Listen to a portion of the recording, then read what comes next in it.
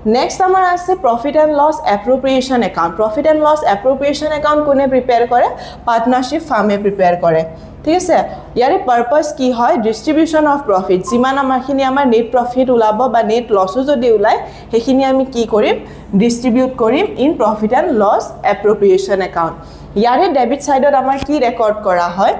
all the appropriations examples interest on capital partner salary reserve এইখিনিয়ে আমি record কৰিম ইয়াতে বেছি বস্তু ৰেকৰ্ড নহয় interest on capital first আহিব then partner salary reserve আহিব ঠিক আছে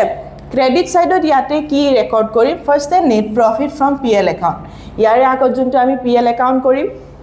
তাৰে যোনটো বেলেন্স ওলাব হেতু আমাৰ নেট প্ৰফিটটো কোট ৰেকৰ্ড হ'ব ইয়াতে PL এপ্ৰপ্ৰিয়েশ্যনৰ ক্ৰেডিট সাইডত ফাৰ্স্টতে হেতু ৰেকৰ্ড হৈ যাব ট্ৰান্সফাৰ হৈ যাব নেক্সট আহিব আমাৰ ইন্টাৰেষ্ট অন ড্ৰয়িংছ যদি তোমালোকৰ এডজাষ্টমেন্টত ইন্টাৰেষ্ট অন ড্ৰয়িংছ দিয়া আছে তে হেতু আমি ৰেকৰ্ড কৰিব লাগিব ঠিক আছে